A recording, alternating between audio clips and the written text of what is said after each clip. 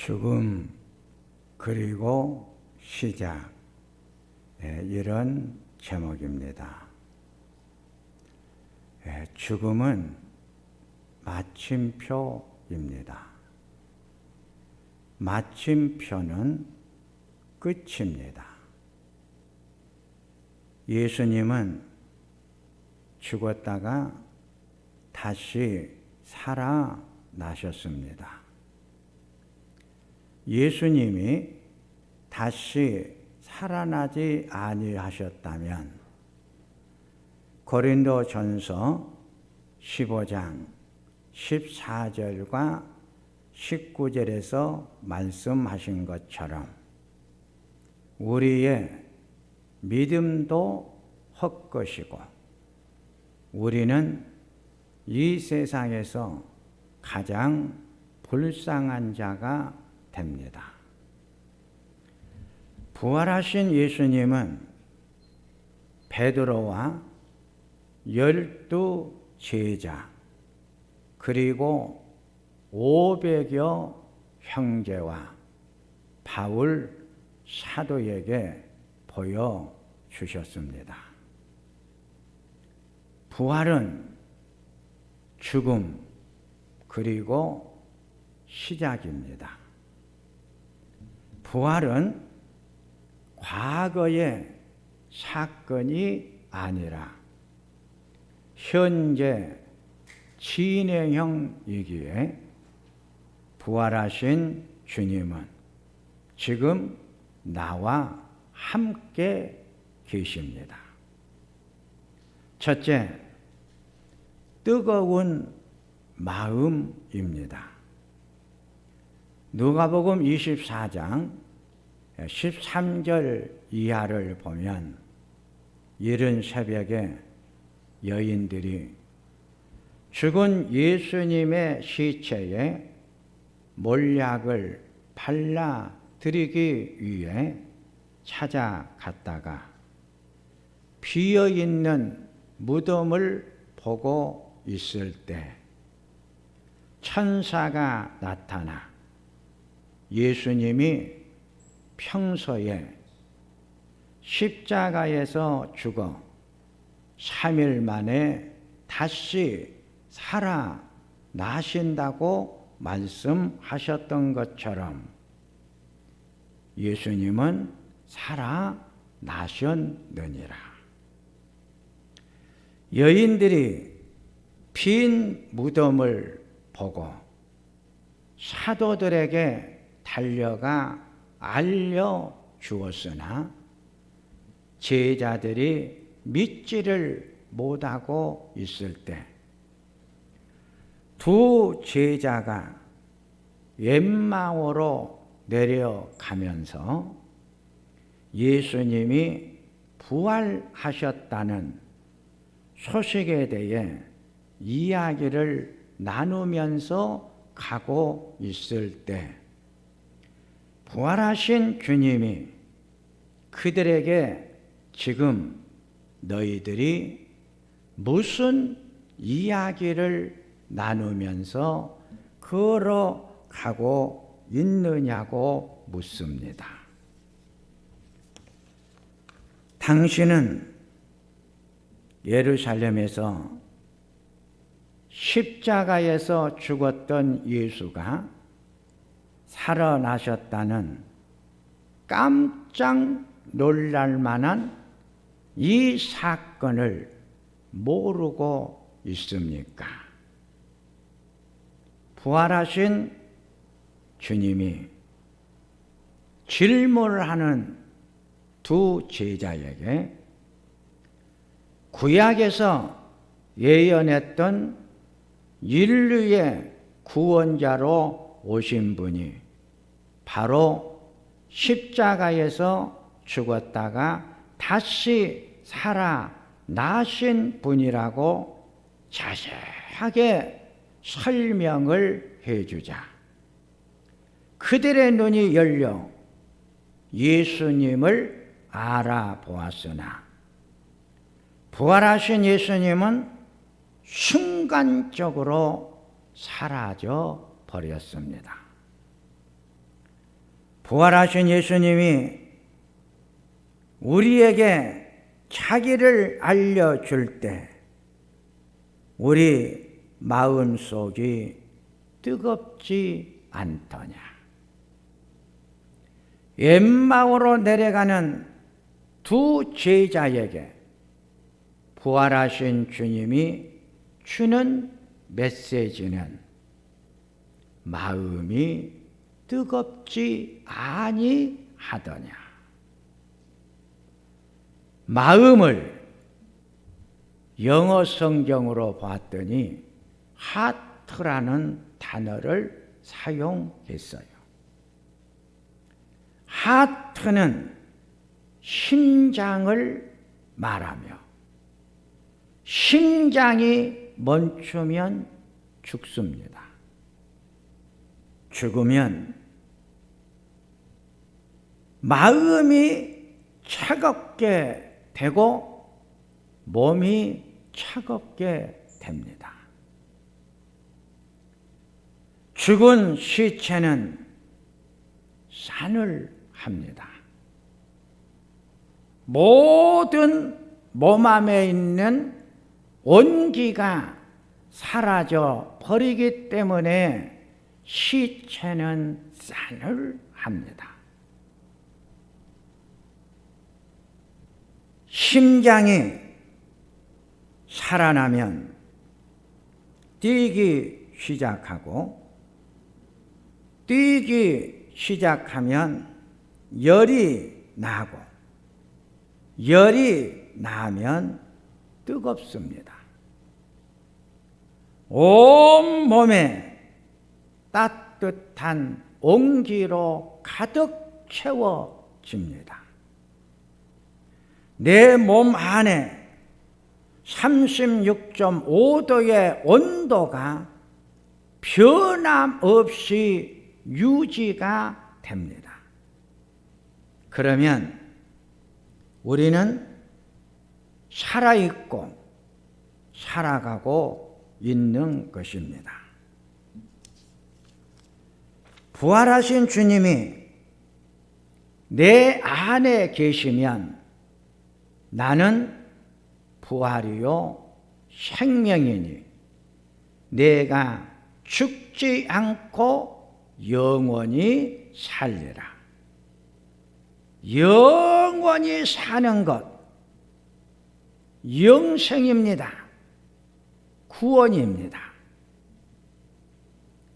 영원히 사는 삶, 영원한 시간이 시작이 되는 것, 이것이 영생이고 구원입니다. 이 영생과 구원은 부활로부터 시작이 됩니다. 엠마오로 내려가는 두 제자에게 부활하신 주님이 주신 첫 번째의 메시지는 부활하신 주님이 내 안에 계시면 내 마음이 뜨거워진다는 것입니다. 내 마음이 뜨거워지면 내 몸 안에 온기가 살아 움직입니다.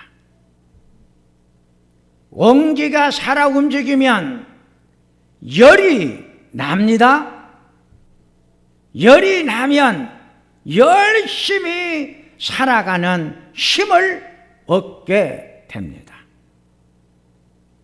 부활하신 주님이 내 안에 계시면 우리는 따뜻한 온기를 느끼게 되고 따뜻한 몸 상태를 유지하여 우리들은 영원한 생명의 시간대 속으로 들어가고 영원한 시간이 내 시간이 되는 것입니다. 두 번째는 신령한 몸입니다. 고린도전서 15장 44절에 육의 몸으로 심고 신령한 몸으로 다시 살아나나니 육의 몸이 있은즉 영의 몸도 있느니라. 바울은 육의 몸과 부활의 몸이 어떻게 다른가 설명을 하고 있습니다. 육의 몸은 썩어 없어질 몸입니다. 고린도전서 15장 40절과 47절을 보면 하늘에 속한 형체가 있고 땅에 속한 형체가 있는데 첫사람 아담은 땅에서 났으니 흙에 속한 자요. 육의 몸의 시조인 아담은 흙으로 만들어 졌기에 죽으면 썩어질 흙으로 돌아가는 존재다. 이것이 육체의 몸, 육의 몸이다. 부활의 몸입니다. 부활의 몸은 썩어 없어질 몸이 아닙니다. 부활의 몸은 신령한 몸으로 변화가 옵니다. 누가복음 15장 51절에서 53절을 보면 내가 이제 한 가지 비밀을 말하겠습니다. 그것은 우리가 죽지 않고 모두 변화된다는 것입니다. 마지막 나팔 소리가 울릴 때 눈 깜짝할 사이에 주님이 재림주로 오시면 모든 사람들이 썩지 않을 사람으로 다시 살아날 것이며 우리는 모두 변화가 될 것입니다. 변화될 몸이 신령한 몸으로 부활한 몸을 말합니다. 고린도전서 15장 48절에 흙에 속한 자들은 저 흙에 속한 자와 같고 하늘에 속한 자들은 저 하늘에 속한 자와 같으니 하늘에 속한 자는 하늘에 속한 이의 형상을 입느니라. 고린도전서 15장 47절에 둘째 사람은 하늘에서 났느니라. 첫사람 아담은 땅에 속한 자요. 둘째 사람 예수님은 하늘에 속한 자라. 땅에 속한 흙에 속한 자들은 육의 몸을 입고 있는 현재 우리 상태를 말하고 하늘에 속한 자는 예수님이 신령한 몸으로 부활한 것처럼 예수 안에 사는 자는 예수님처럼 신령한 몸으로 부활한다는 것입니다. 신령한 몸은 부활 후에 변화된 모습을 말하고 있습니다. 부활 후 변화된 구체적인 모습을 고린도전서 15장 43절 이하를 보면 천한 몸으로 묻히지만 영광스러운 몸으로 다시 살아나며 육체의 몸으로 묻히지만 영의 몸으로 다시 살아납니다. 고린도전서 15장 49절에 우리가 지금은 흙으로 만든 사람의 몸을 지니고 있으나 언젠가는 하늘에 오신 주님의 몸을 갖게 될 것입니다. 마지막 재림주로 주님이 오실 때 주님을 모시고 사는 자는 주님의 신령한 부활이 나의 부활체가 될 것입니다. 신령한 부활을 원하면 신령하게 부활한 주님이 내 안에 계셔야 합니다. 두 번째, 우리들에게 주는 메시지는 예수 안에 머물러 있는 자는 예수님처럼 신령한 몸으로 변형이 된 몸으로 우리들도 부활하고 변형된 몸으로 부활한다는 것입니다. 세 번째, 부활의 순서입니다. 고린도전서 15장 23절에서 27절을 보니까 부활이 일시에 일어나는 것이 아니고 시간적 간격을 두고 일어나는 것으로 설명을 합니다.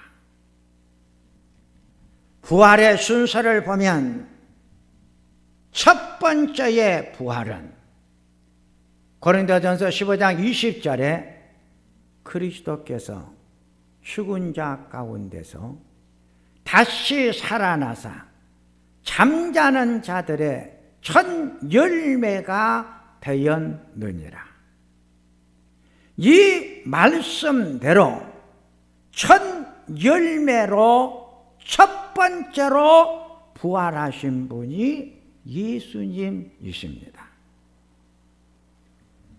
예수님의 부활은 이미 일어난 사건입니다.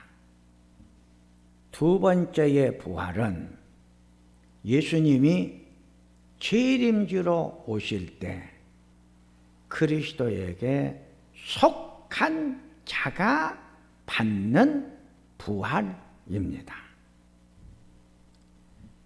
속한 자란 재림주로 오실 때 그때 예수님을 믿는 자가 부활한다는 것입니다.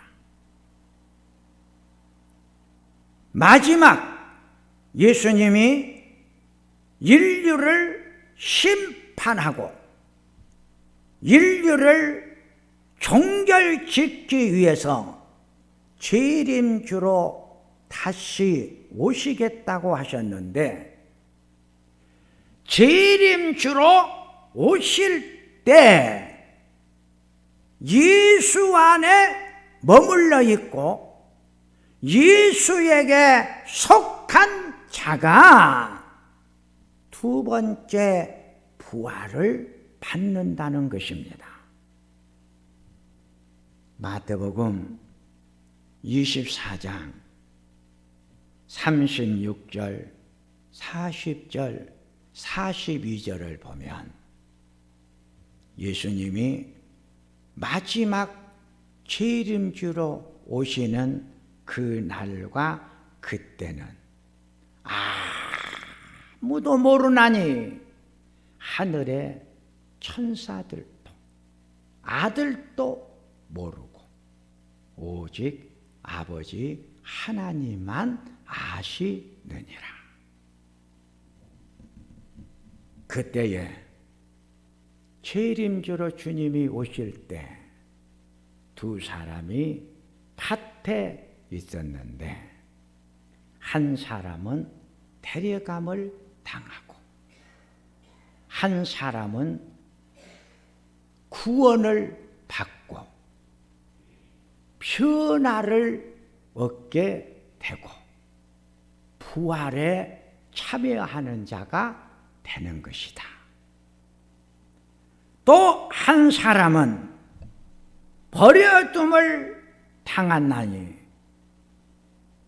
한 사람은 구원을 받지를 못했고 영원히 사는 영생이 그 안에 없느니라. 똑같이 두 사람이 밭에 있었는데 한 사람은 예수님 안에 머물러 있었기에 구원을 받을 수가 있었고 예수님처럼 부활체가 되어졌지만 한 사람은 예수가 없어. 믿음이 없어. 그래서 구원의 판결에서 죄가 되고 부활의 아름다운 형상으로 변화를 받지를 못했다. 고로 깨어 있으라. 어느 날에 너희 주가 임할는지 너희가 알지 못하기 때문이다. 여기서 깊이 생각해야 할 점은 재림주로 예수님이 언제 어느 때 어느 날 어느 시간에 올는지 모르는 것처럼 내 개인의 종말이 언제 어떤 곳에서 어떤 모습으로 끝날 것인가 아무도 모른다.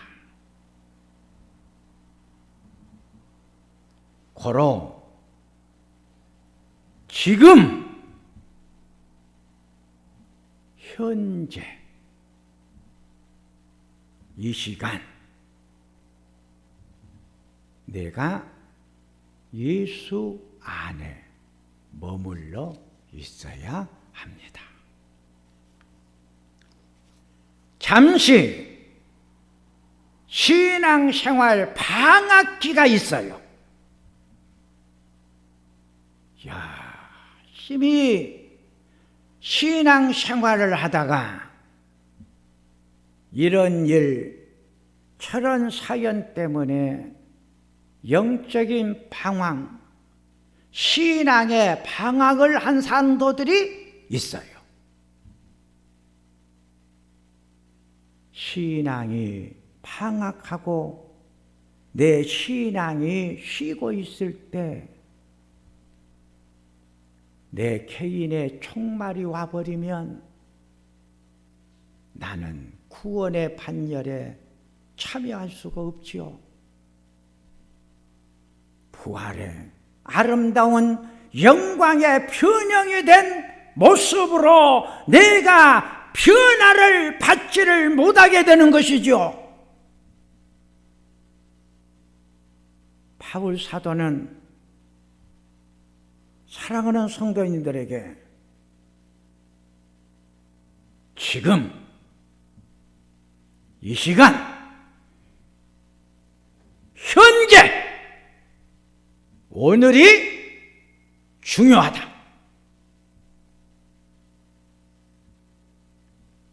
신앙의 열정이 식어질 때가 있어요.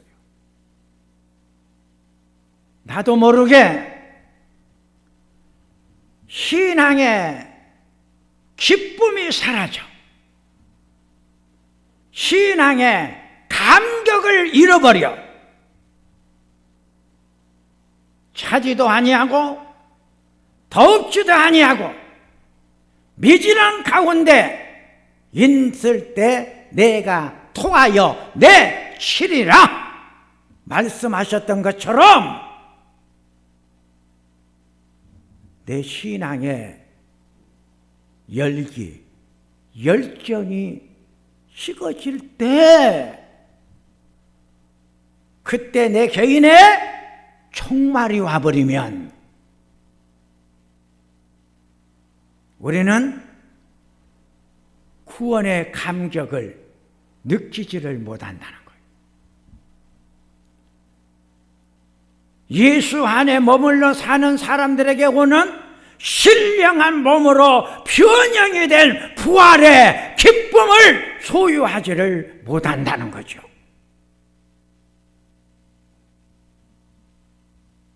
그러기에 내 자신을 살피고 살펴라. 내 영적 점검의 시간을 우리들은 다 가지라고 했어요. 세 번째는 고린도전서 15장 24절에서 26절을 보니까 그 후에는 마지막이니 그가 모든 통치와 권세와 능력을 멸하시고 나라를 하나님 아버지께 바칠 때라.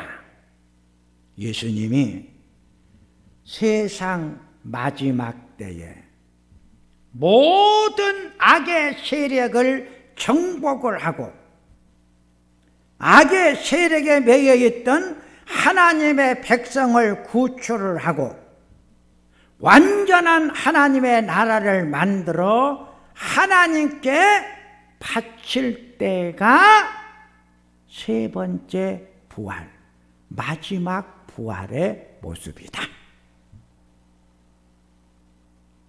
예수님을 통해 하나님의 나라가 완성이 되어질 때 그때가 종말이다. 하나님의 통치, 하나님의 다스림, 이 통치와 다스림이 만들어지는 나라, 이 나라가 하나님의 나라다. 이것이 마지막 부활이요 세 번째의 부활이다.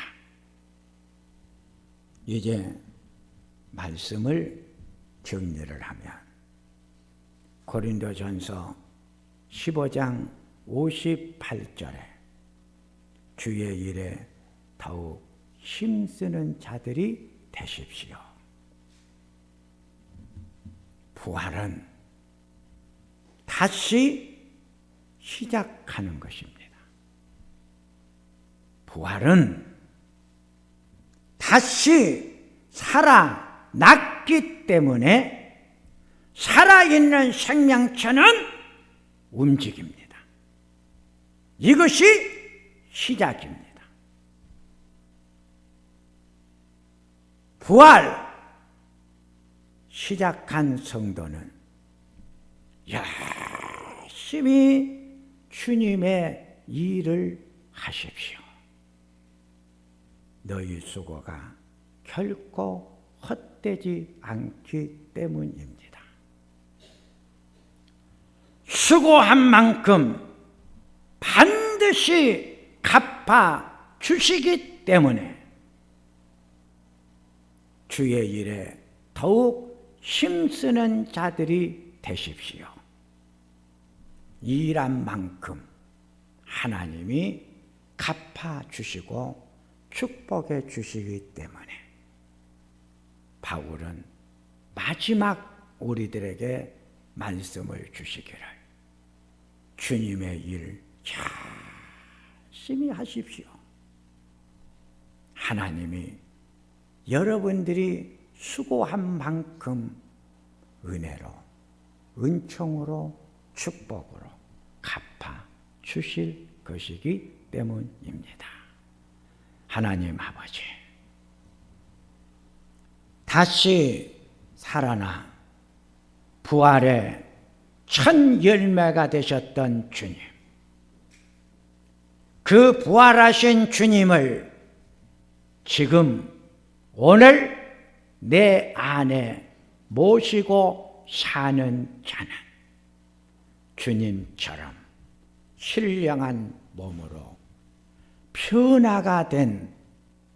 변형된 모습을 갖게 된다고 했습니다. 은혜 받은 몸, 축복받은 몸으로 주님의 일 열심히 하는 우리가 되게 하소서. 예수님의 이름으로 기도하옵나이다. 아멘.